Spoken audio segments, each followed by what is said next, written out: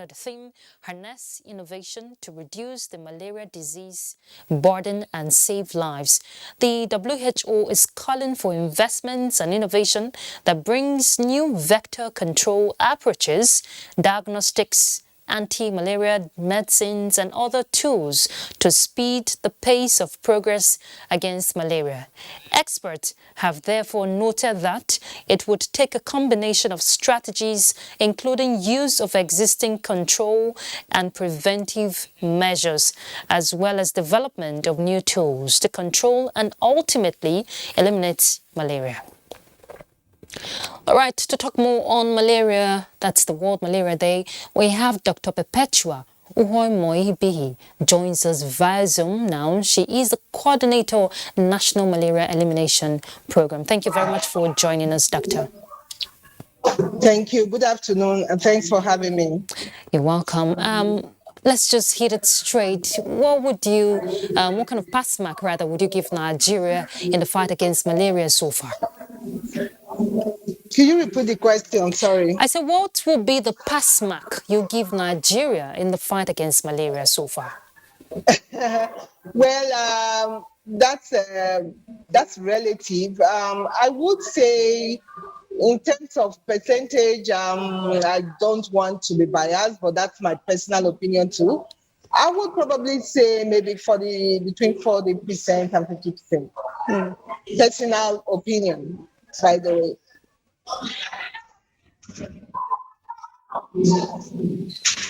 Go ahead. Yes. So, much as we have made tremendous effort in the last 12 years, since 2010, in scaling up intervention to address both the morbidity and the mortality of malaria in the country, of course, bearing in mind that Nigeria remains the highest burden country in terms of prevalence and death. So we have, together with our partners, have done a lot in terms of ensuring that we have coverages of key interventions such as use of nets for prevention of malaria, seasonal chemo prevention in children, intermittent preventive treatment for malaria in pregnancy, as well as prompt diagnosis and treatment, among other interventions. We still have not met the targets that the country has set for itself in a strategic plan, as well as even align with the global technical strategy towards achieving 90% reduction in malaria cases in most countries by 2030. So that's why I'm giving the country maybe between 40 and 50%. Thank you.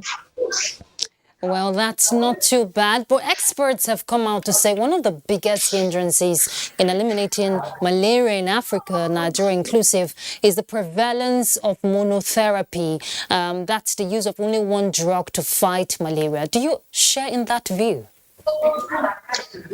No, we are not using only one drug to fight malaria, or even one intervention at that. Just like I've mentioned, we are rolling out different interventions. But of course, in terms of the approved treatment of malaria in Nigeria, because of the type of malaria species that we have, the Plasmodium species, we are using a combination of at least two drugs, which is the artemisinin-based combination therapy for treatment of malaria. And this is, of course, informed by research to show that those are the kind of drugs that are effective for treatment of falciparum malaria, which is the species most prevalent in Nigeria. So, but beyond that, the global community has continued to, through research and evidence-based policy, to promote the use of multi-approach, multi-pronged approach to fighting malaria, because one cap doesn't fit all. And you cannot do the same thing everywhere, because there are different factors that affect malaria transmission across different socioeconomic environment, environmental things, ecological, and so many other factors. So you really cannot fight malaria using a one-tone approach. So it has to be a multi-pronged approach, and that's exactly what Nigeria is doing as a country. When I say Nigeria, I mean the government of Nigeria, as well as our rollback malaria partners. Okay, but do we have a robust monitoring system, to study resistance of drugs and parasites? Do we have that? Yes, we do have a robust system. For instance, in our country, we do a yearly therapeutic efficacy study test, in which we test the ACTs that are deployed for malaria to make sure they are still effective. Just as we use that evidence to change from sulfadiazine, pyrimethamine, or even monotherapy to combination therapy. So we do roll out this therapeutic efficacy test every year, and that gives us information to ensure that the ACTs we are deploying nationally are still effective. Then in terms of insecticide resistance, of course, that's an emerging global issue for the malaria fight. And it's not just in Nigeria. So we are seeing that the vector, that is the mosquito, becoming more and more resistant to the insecticide that are being deployed, whether the nets that are being impregnated with the insecticides, or even the indoor residual spraying insecticide that are being used. More and more we see that the parasites are resistant. So we have a lot of sentinel sites in the country where we are also monitoring the effectiveness of the insecticide that are being deployed in the country. And so far, that has now informed our programmatic decision to use certain types of nets that are effective against those parasites. Where we see high resistance to the insecticide, we have changed strategy by not using the pyrethroid only net, for instance, but now using PBO net and even the next generation net to make sure that the chemicals that are in those nets are effective.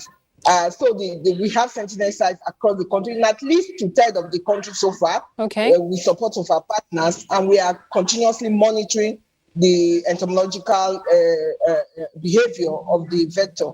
So make sure that the insecticides that we are deploying are effective. Okay, and doctor, you know very well children under 5 are mostly affected. So lastly, how much campaign, you are the coordinator of National Malaria Elimination Program, how much campaign is being done, and distribution of prevention of, items that will prevent malaria, especially in rural communities? How much campaign has been done? Yes, so you are absolutely right. The children under 5 and of course pregnant women are the most vulnerable and the most susceptible to malaria infection and the complications from malaria, which includes severe malaria and death. So we are particularly targeting those vulnerable population. For children under 5, luckily for us, the WHO has approved the new malaria vaccine, RTSS AS01, for an additional tool for prevention of malaria in children under 5. And so we are anxiously waiting for that vaccine to be rolled out in Nigeria. The country, National Malaria Program has already started initial engagement with the relevant stakeholders in country and even externally to make sure that Nigeria is prioritized to receive this vaccine, because we know that it is definitely an additional factor which will strengthen our preventive tools for malaria, particularly for children under 5. So this vaccine is targeted for children between the age of 6 months and 5 years of age. So of course, even beyond that, let's also know that this vaccine is not a standalone thing. We have to use it in combination with other interventions, such as the seasonal malaria chemoprevention, which the national program has recently scaled up tremendously in the country. So we are now doing that in 21 states of the country. All right. To reach children under 5, yes. Thank you very much, Dr. Perpetua Ohuemoibihi. Thank you very much for your time and wish you the very best. We want to see a sustained commitment in the fight against malaria for Nigeria. Thank you. Thank you very much for having me. Good afternoon. All right. And the police is also not left out. They're raising the bar when it comes to the health, as the Inspector General of Police, Usman Alkali Baba, has charged all personnel of the force to take full advantage of the police health facilities in their respective commands and formations, especially in the light of the recent acquisition and distribution on the basis of need of hospital equipment necessary for both basic and advanced health services to police hospitals, clinics and cottage health centers across the country. In a statement signed by the Force Public Relations Officer CSP Olumuyiwa Adejobi, the IGP admonishes police personnel to adopt good lifestyle practices, including physical exercises, medical checks and good diet to improve their health and reduce avoidable deaths while on duty and advance service delivery. The statement adds that to mark the 2022 World Malaria Day, the IGP ensured the distribution of the acquired medical facilities and notes that the services of police hospitals and health care facilities are not restricted to police personnel alone. Well-meaning members of the public, it says, can access and benefit from the top-notch services rendered at the police medical facilities across the country. The IGP charges the general public to imbibe good health practices, environmental sanitation, reduction of activities responsible for the depletion of the ozone layer, and all sorts of pollutions that are capable of damaging our ecosystem. All right, let's go on a break. We're back shortly. Stay tuned. The vaccine offers hope for a safe country free of coronavirus. I urge all state governments, traditional and religious leaders to take the lead in the mobilization effort within their environment and spheres of influence. I similarly urge all eligible Nigerians to present themselves and be vaccinated in accordance with the order of priority already mapped out at the various authorized designated centers only.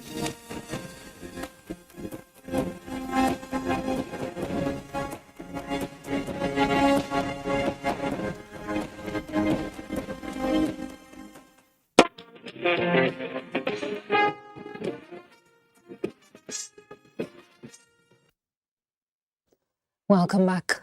First Lady of Nigeria, Aisha Buhari, has enjoined Nigerians irrespective of religious or cultural background not to be distracted by the modern-day global challenges, but to remain focused on issues that strengthen the brotherhood, unity and national cohesion.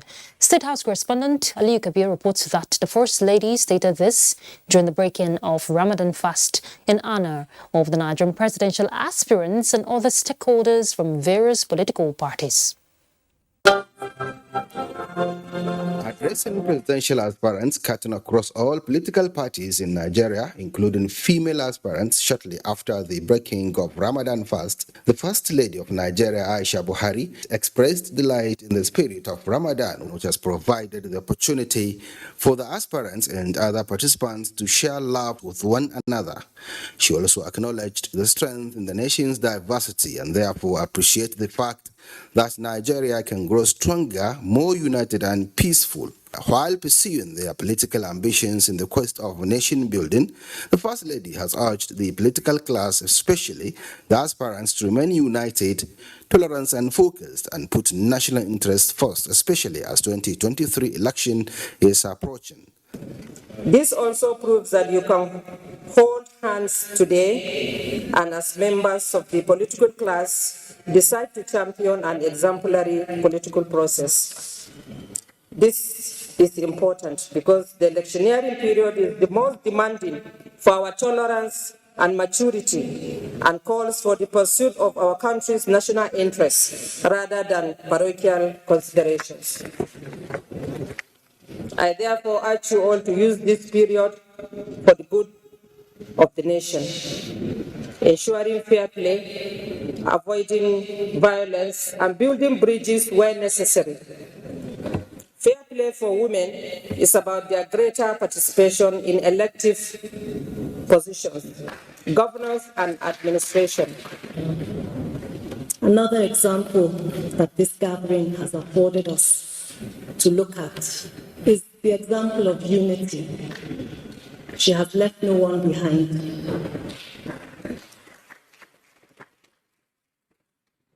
The women feel comfortable here and so do the men. The presidential aspirants from all political parties, irrespective of party differences, reaffirmed their commitment to play politics without bitterness towards building a more united and stronger Nigeria.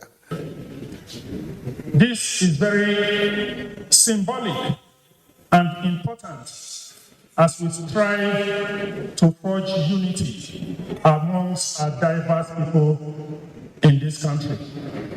It is a lesson which should not be lost on any of us here. We are going out better Nigerians than what we are, irrespective of party division, irrespective of any differences, that will make sure we do our own game of politicking with humility, with mutual respect, with Nigeria in our mind, with the adage Nigeria first.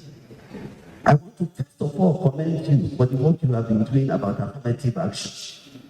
Because affirmative action is bringing in the inclusion of women and also youth. While acknowledging the 2015 election as a watershed in the nation's political history, the First Lady is optimistic that the 2023 election is going to be another clean, violence-free and globally acknowledged fair election. From the State House, Aliu Kabir, NTA News. In a continued gesture in the spirit of Ramadan of doing good to all, especially feeding the fasting Muslims, which reward equals to the person who fasted, an Islamic organization, Al-Habibia Islamic Society, has since the beginning of Ramadan been feeding thousands of Muslims at its Guzabe Jum'ah mosque premises in Abuja during iftar, the breaking of fast.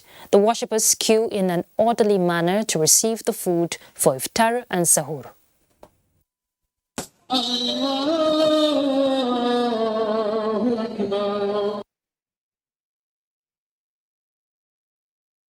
Similarly, the Ansaruddin Society of Nigeria has not relented also in Abuja, as its Metama Mosque premises is being thronged daily by the fasting Muslims from different locations to take part in iftar and sahur.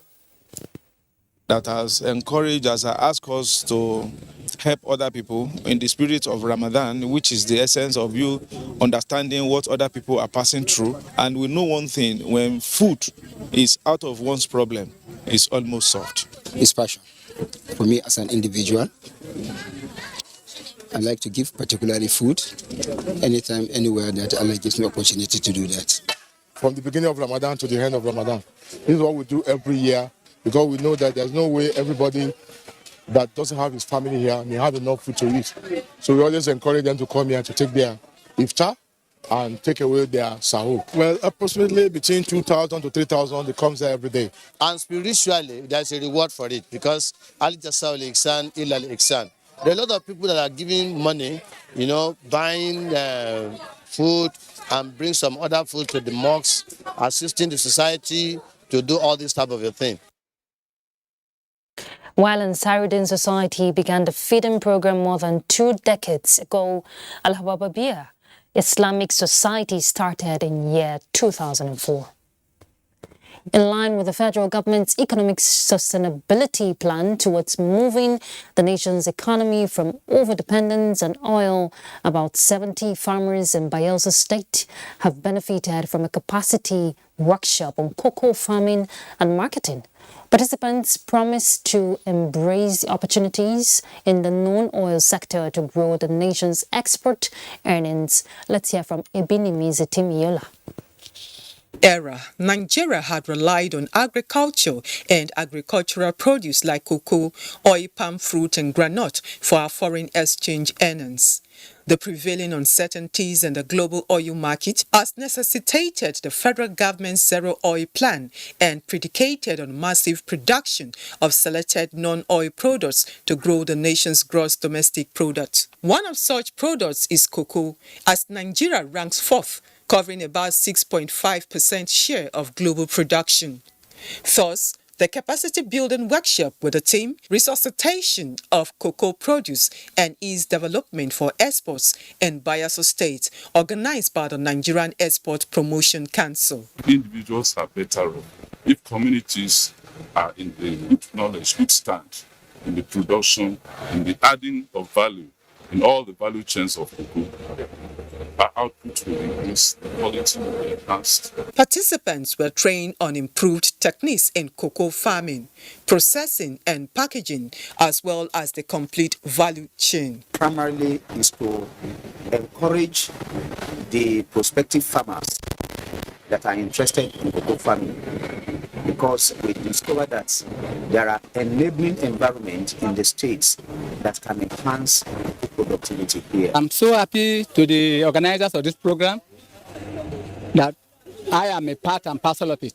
Apart from the seedlings and the method of planting, to provide tools and other implements, pesticides, insecticides, to enable us to protect the cocoa. Stakeholders promised to partner the Nigerian Export Promotion Council in upscaling cocoa production in the country. We're giving all the attendees the seedlings to go out, but I'm hoping indeed that, as I said, more people will now come show an interest, and then we can start this in full throughout the state. The event featured the presentation of cocoa seedlings to the benefiting farmers.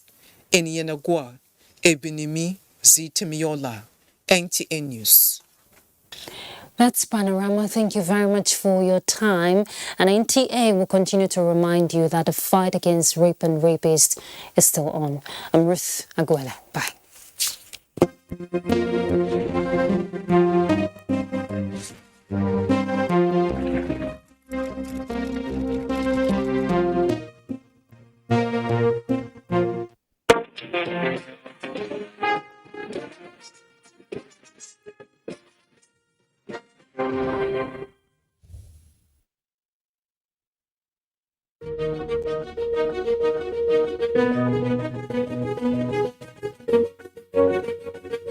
Nigeria is Africa's most populous nation, with cultural